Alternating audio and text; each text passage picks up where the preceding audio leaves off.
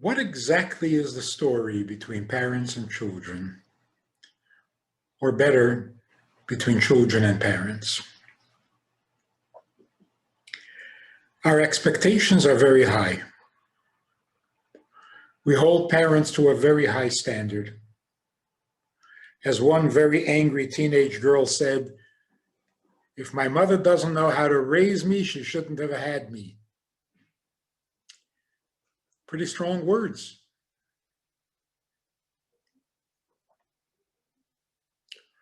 Now, for many, many years, I'm talking millennia,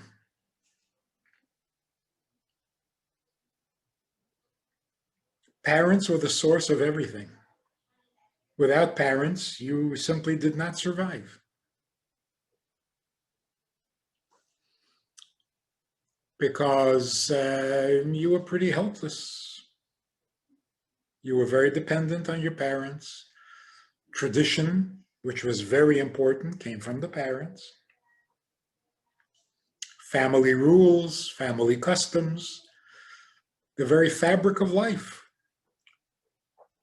It was all decided, chosen, and created by the parents. Without the parents, you were adrift, with no place to go. And so the dependence on parents was very, very strong. Something happened, something changed. Like 30 years ago. And all of a sudden, children and parents didn't have that same dependence. In a very negative perspective, parents were distracted. They were too busy. Many people chose not to become parents. They knew they wouldn't have time for it. Other things were more pressing. Other things were more important. Other things were more enjoyable. So they didn't have children at all. Those who did have children tried their best, but they really couldn't focus completely, properly, full-time. So to the parents, children were not what they used to be. They used to be the entire life of the parent. Parents' lives were centered, focused, built entirely around the kids, for better or for worse. On the other hand, children were suddenly not so dependent on their parents. So in the early part of the 20th century, children walked away from their homes, traditional, religious, practicing homes. They walked away and said, "I'm not interested." Never looked back. Was that good? Was that, who's to say? It was as good as any other lifestyle. So all of a sudden we discovered that children can have lives that don't evolve around the parents. They don't come from the parents. The chain of tradition was broken. A little later in the 20th century, the reverse happened. Children went off and became religious from totally non-observant, non-religious families.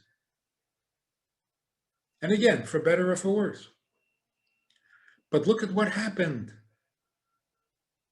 All of a sudden, the vision of life, the definition of life, did not necessarily involve your parents or your parents' life.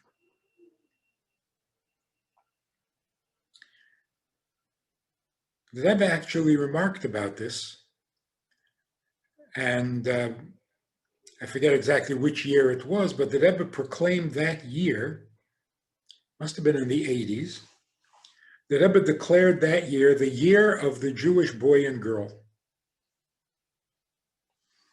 and made many projects, a lot of emphasis on children. And the Rebbe mentioned that he's calling it the year of the boy and the girl, not the son and the daughter. Because what's happening to children today does not come from their parents. So the fact that you're a son or the fact that you're a daughter is not the most decisive or determining factor. So it's a boy and a girl, independent of who the parents are. And it has become more so with every passing year. Now that's both good news and bad. The bad news is we don't get much guidance. We don't get much wisdom. We don't get much help from our parents when we think we need it. It's upsetting, it's disturbing, it's frightening. On the other hand, we don't really want them to decide for us.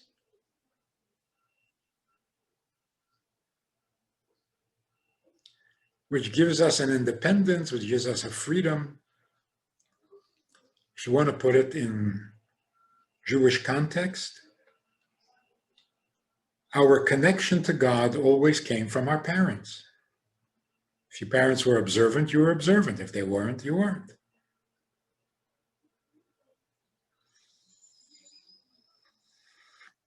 I mean, growing up, what did you know about God? Whatever your parents showed you, whatever your parents told you. The good news, your relationship with God is not dependent on your parents. Everyone has their own direct relationship to God, and God has no grandchildren. So if your father is a child of God, you should be the grandchild, but you're not. You are as much God's child as your father is, as your grandfather was, all the way back to Abraham. So there's a certain independence of parents or from parents that is simply a fact of life in our generation. It could be good, it could be bad, like anything else in life. So let's take a quick look. If you want to be healthy and successful, if you want to be a good person, if you want to have a meaningful life, don't look to your parents. Don't need to. If your parents were good and inspiring and nurturing, that's fine. That's not where you're getting your strength from. You can thank them and you can be grateful, but know that your relationship with life, your relationship to the Creator, your relationship to God is your own. And by the same token, if your parents did very little to help you, you can do it without them. This is our generation. We're not really taught. Actually, we're not taught much about anything, are we? We're not taught how to be independent from our parents. On the contrary, we're taught that you have to listen to your parents and you have to follow their example and they have to be your role models. And when they're not, we don't know what to make of it. We're confused, we're devastated, we feel cheated, deprived.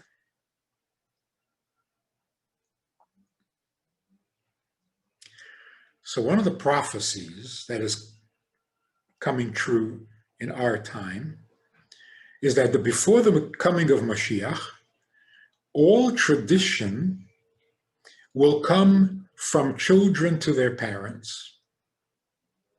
That's an amazing prophecy. I mean, there are certain prophecies that almost anybody could make, you know? It's like, before Mashiach comes, the leaders of the generation are going to be unimpressive. That's a pretty safe prediction, right? Before Mashiach comes, there will be a lot of chutzpah. Okay, pretty safe prediction.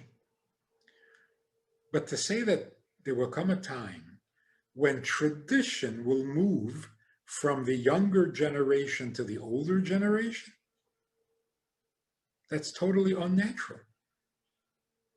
And how does that work? How did the tradition reach the child if it skipped the parent? And now the child has to inspire the parent? Totally backwards. Like water flowing uphill. And yet that's what's happening. That is what's happening. Everywhere in the world, parents are trying to live up to their children's values. Or they're trying to discover some values because their children are asking. So the children are moving and inspiring their parents towards a more meaningful life. That can be confusing and scary for the children. But it needn't be. If we had been warned, if we had been told right from the start, parents are great, they bring you into this world, you owe them forever, you have to honor them forever for bringing you into this world. Other than that, your relationship with God may be a lot healthier than theirs. And now it's your turn to make a difference in your parents' lives. So, if we could get that idea in our minds to begin with, we can have a much more productive conversation. The dependence, the need, the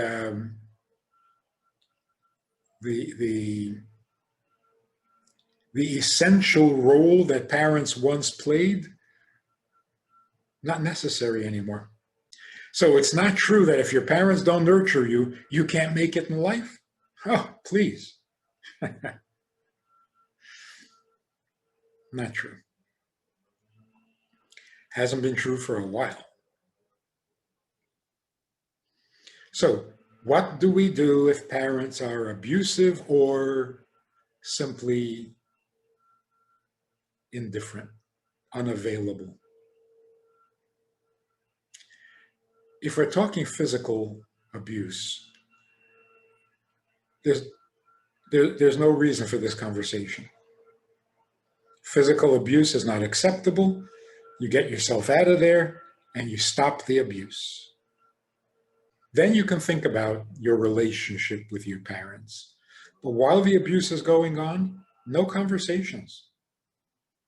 I wrote a book about relationships years ago, and somebody said, how come there's no chapter on abuse? I said, because abuse is not part of a relationship. Why should a book on relationships have a chapter on abuse? And besides, if you're being abused, close the books. Do something. So let's not talk about criminal behavior, which is kind of rare, hopefully. Let's talk about the common, more average problem where parents simply don't understand their children. They're too distracted. They can't be bothered, or that they're not good role models. They're modeling a very unhealthy life. What do children do?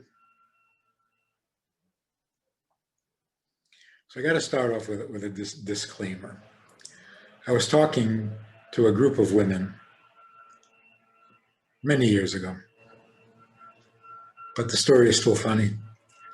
And I said something about every daughter naturally grows up to be like her mother.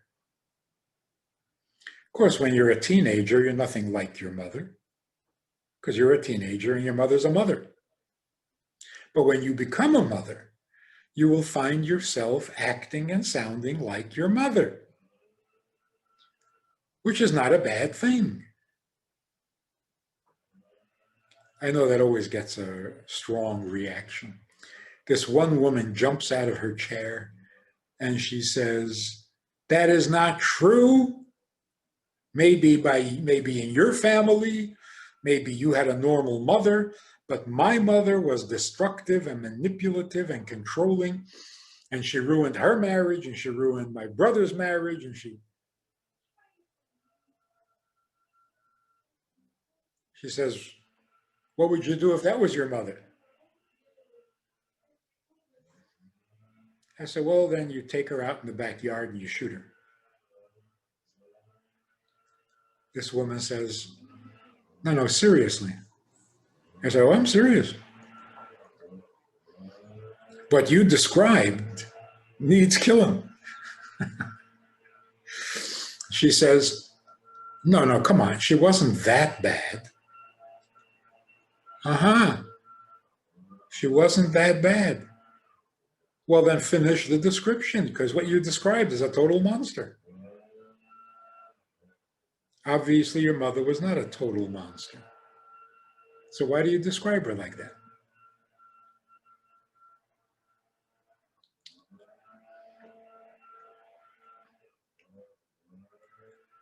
This young woman tells me how much she hated her father, hated him, the most evil man in the world. And then one day she says, he did it again. He took the car in the Midwest on a snowy, stormy day. He drove off. Nobody knows where he is. The roads are dangerous. Who knows if he's even alive? I said, oh, that would be nice. You'd finally be rid of him. She says, God forbid, what are you saying? I said, oh, so you don't hate him the way you make it sound. Can you start all over again? Tell me about your father.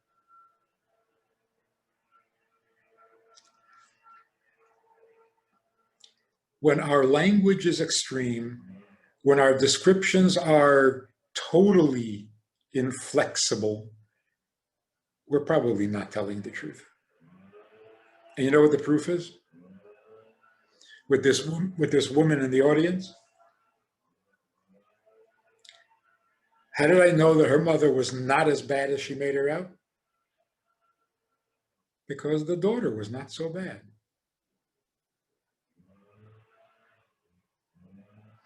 So I asked her, if you were raising a daughter and you did exactly what your mother did to you, you did that to your daughter. Oh, that would be horrible. Yeah, I said, but what would the result be? The result would be that you would have a daughter like you. Is that terrible? And if you think that's terrible, you've got some other problems. So if you're intelligent enough to be critical of your parents, then they did something right.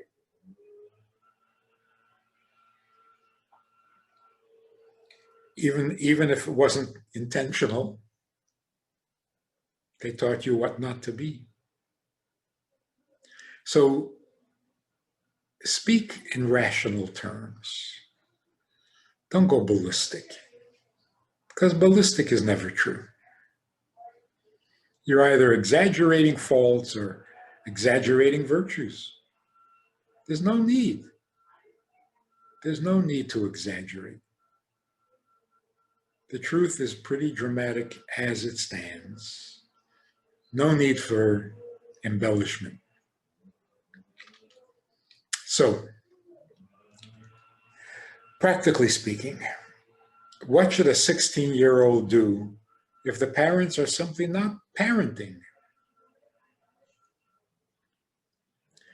So first, let's make a distinction between mothering and parenting.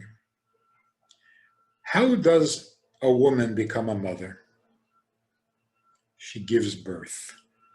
She gives birth. She risks her life, because every pregnancy is a risk. She risks her life, carries the baby, nurtures it to maturity, and then goes through labor and feeds the baby or nurses the baby until the baby is old enough to hate his mother. So how do you become a mother? You give birth. And that's the one thing your mother does for you that you cannot do for her. Now, having become a mother, she now needs to become a parent or with a father. Once the father has given birth to you, now he has to parent you. Those are two separate things. Honor your father and mother is different from honor your parent, because someone else can parent you. No one else can give birth to you. So if your parents gave birth to you, but they're not parenting you, do you have a right to take them to court? Can you say, you owe me? You're supposed to be parenting me. And if you don't parent me, I'll take you to court and demand my rights. No, you don't have rights. Your mother is not obligated to parent you. She has a mitzvah to parent you. Your father has a mitzvah to parent you. If they're not fulfilling their mitzvah, you can't take them to court. They don't owe it to you. They owe it to God. God says, I will bless you with a child, but I'm expecting you to nurture them and parent them. So if the parent doesn't parent, they have to answer to God, but not to their children. I'll give you a quick example. A poor man knocks on your door. He says, can I have my money? And you say, I have your money? I don't owe you any money. And the poor man says, yes, you do. Come on, I read the Bible. You know what it says. When the poor man extends his hand, you must give him. Yeah, I read that part of the Bible. I read that commandment in the Torah. But that's a commandment that God gives me. God asks me to give you my money. When did it become yours? You have no right to it. It's my mitzvah. If I choose not to do the mitzvah, that's between me and God. But you can't come in here and take money as if it's yours. Same thing is true with parenting. Parenting is a mitzvah that parents have.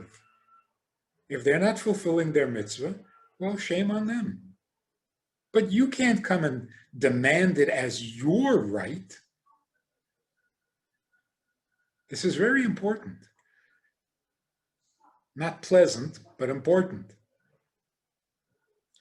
Once your parents give birth to you,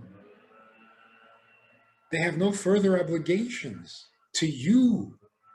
Their obligation is to God. So you can't be outraged as if you were cheated out of something that is rightfully yours. And now that we've come to this point, we have to make another thing very, very clear. The idea that I deserve better, I deserve more, I deserve something else, that whole idea is so unhealthy. It's so wrong-minded. I don't deserve anything.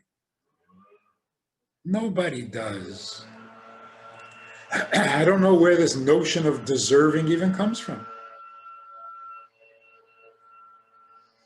Yet you listen to the advertisements, to the language that people use. Every child deserves an education. Really? What do children do to deserve an education?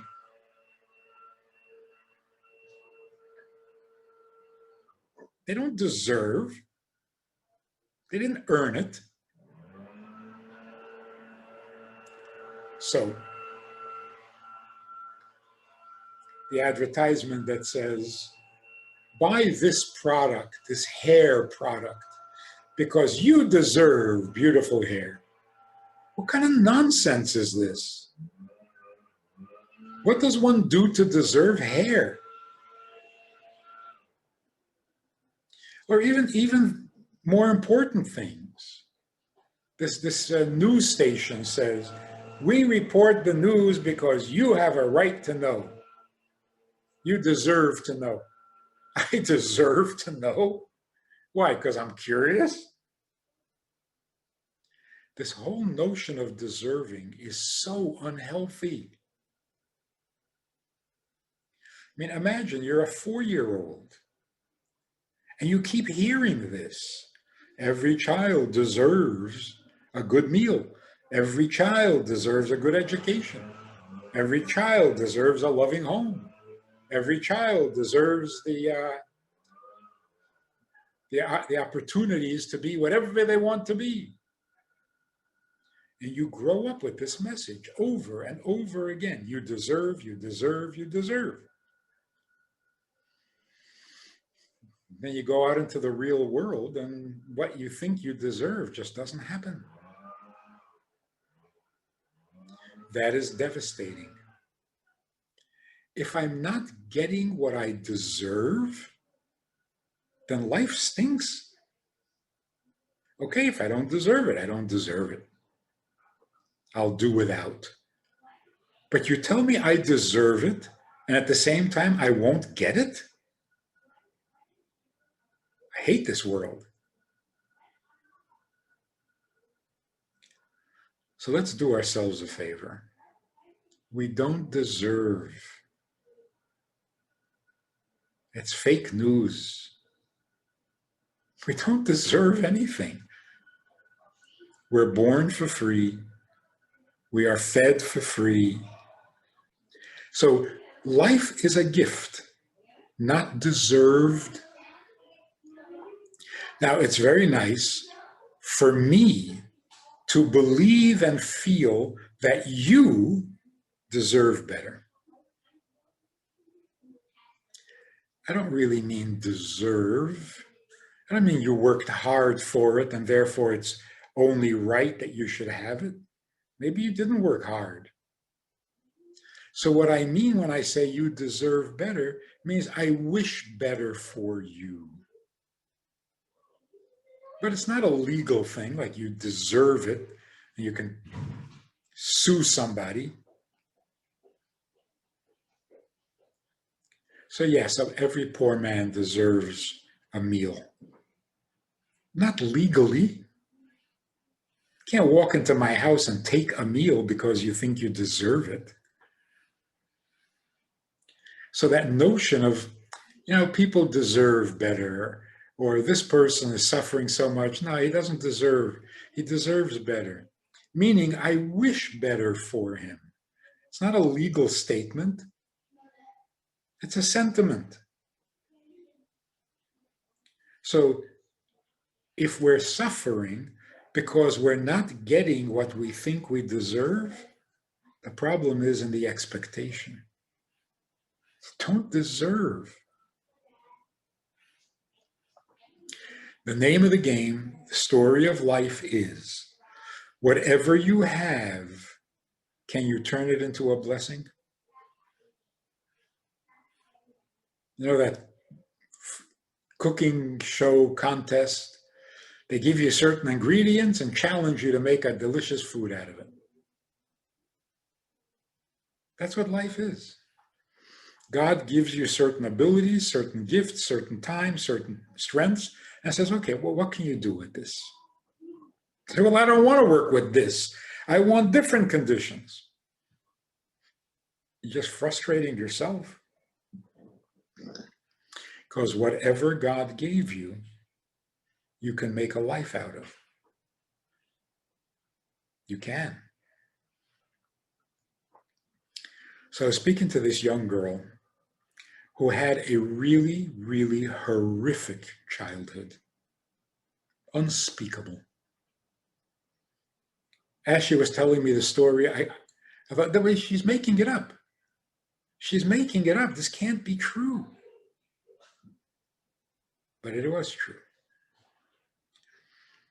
Anyway, she finally somehow ended up in a day school, in an observant day school.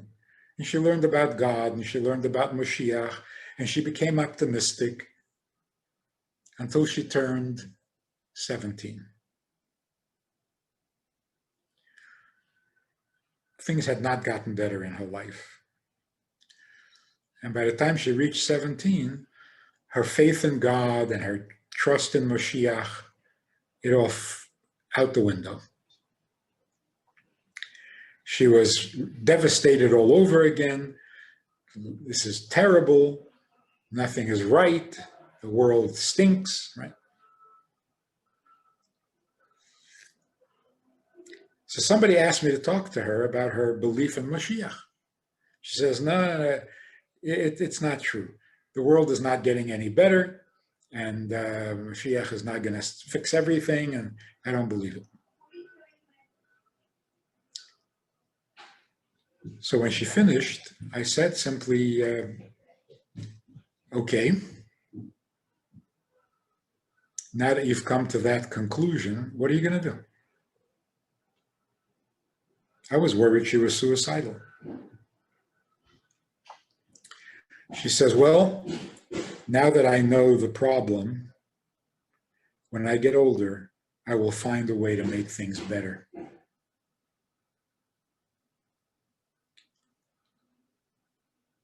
So I said, make things better? Not in this world. This world is bad.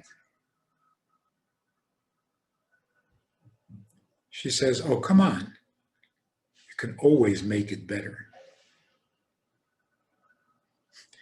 I said, and you don't believe in Mashiach? Listen to yourself.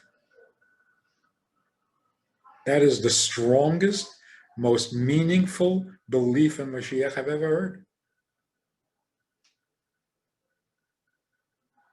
No matter how bad and ugly the world is, we can always make it better. That's the answer. Yes, there's ugliness in the world, in your life, in your family. Real. It's real. Can you make it better? Of course you can make it better.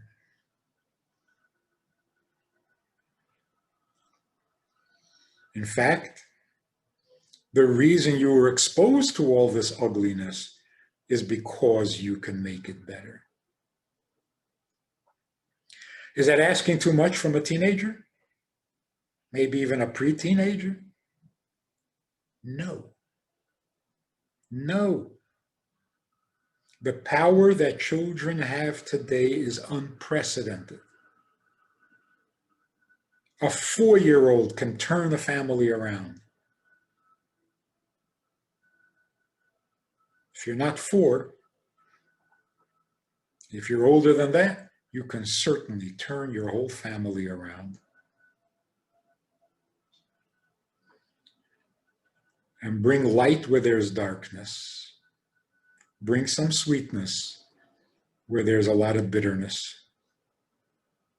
Yes. So here's the story. We didn't start the fire. The world is not an ugly world because somebody messed it up. It's not true. The world is an ugly world because it was created ugly. It's the lowest of all possible worlds, which means it's the ugliest of all worlds. Heaven is prettier than earth.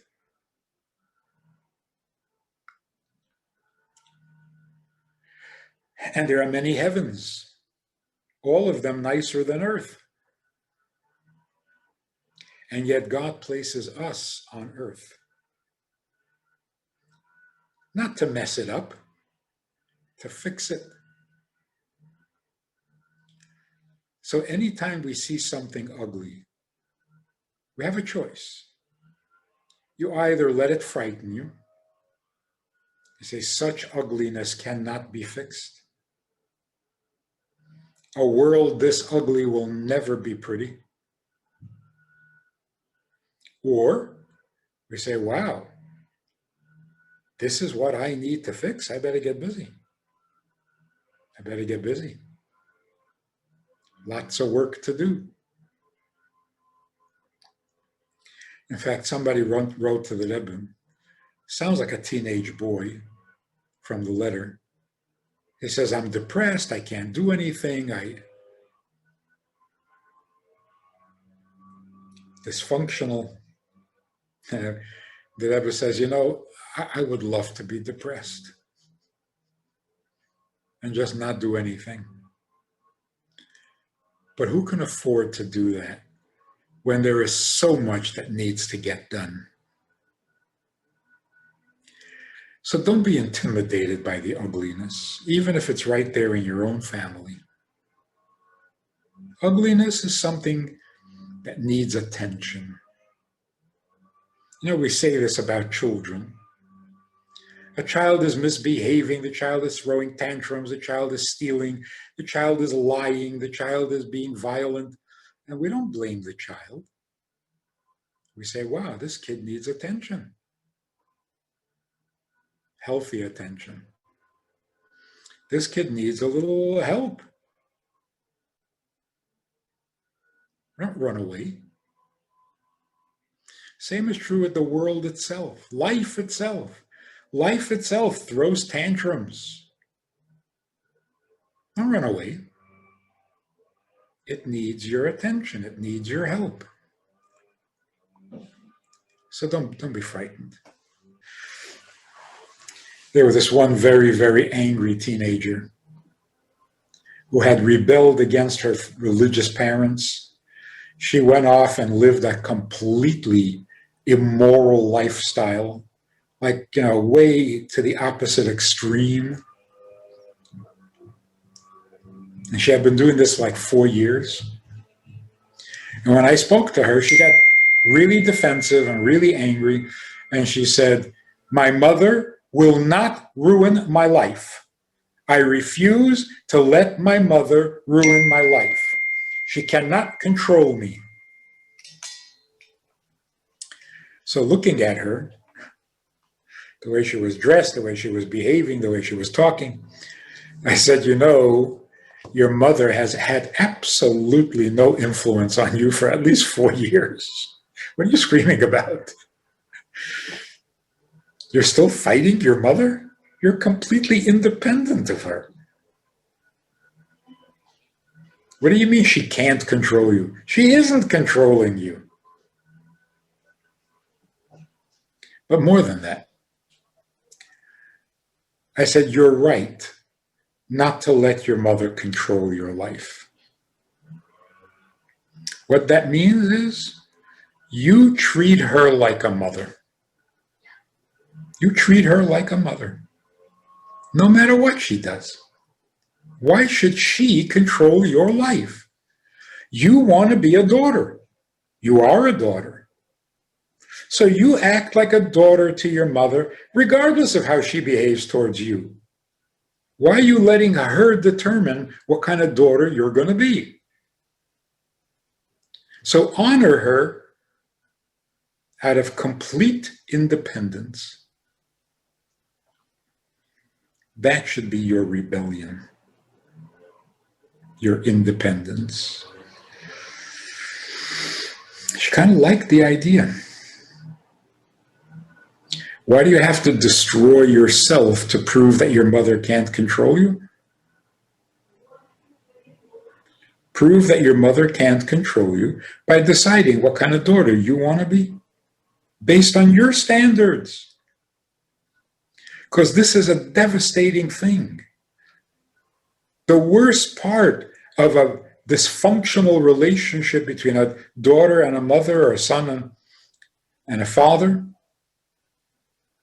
is that the daughter can't be a daughter. Okay, the mother is a failure as a mother. That's sad enough. The consequence is now the daughter can't succeed as a daughter. And that hurts. Because if you are a daughter, but you're not successful as a daughter, you're not getting off to life on the right foot. A daughter should be a successful daughter. A child should be a successful child. Then you move on to becoming a successful adult. But if you don't succeed in childhood, that's a strike against you. So the biggest devastation when parents don't parent properly is that it forces the son to be frustrated because he's not a successful son. And the daughter is frustrated because she wants to be a good daughter. Why should she suffer on account of the parents' failures? So here's the conclusion. You want to get your life together? Stop looking to your parents. Look to your Creator. What does God tell you to do? Because your parents can fail. God never fails. So ask God, what do I need to do to be successful? In other words, what do I need to do to fulfill my purpose and to make my life what it's meant to be?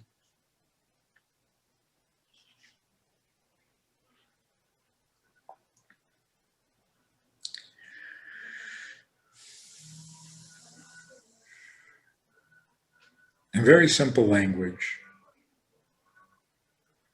your life does not end. Your mission is not over just because your parents failed. It's a greater challenge than you thought. Your life has more meaning than you expected. It's not as easy as you expected, but it's much richer than you thought. You can make life out of almost nothing. That's amazing. So God says, honor your parents. Honor your mother and father. Meaning, act independently. See, God doesn't say, if your parents are nice. No. Isn't that ironic? Most people think that the commandment, honor your parents, your mother and father, means be dependent on them. It means the opposite. Honor them. Don't ask them. Don't bounce off them. Do the right thing for you, even if they're not doing the right thing for them.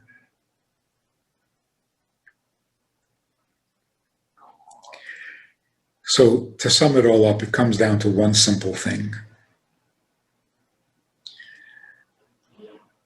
God gives us an existence. Otherwise, we wouldn't be here. Now we need to make a life out of that existence. That's completely up to us. Don't look to your parents. Don't look to your grandparents. To make a life, that's between you and God. And you can make a life out of whatever existence you have. Pleasant? Good. Make a life out of a pleasant existence. Painful existence? Good. So make a life out of a painful existence. It'll probably end up even sweeter. So don't forget who you are and what your life is all about. Don't be a victim. We're never victims. We're given handicaps, we're given challenges, but if we accept it, we can turn it into beauty.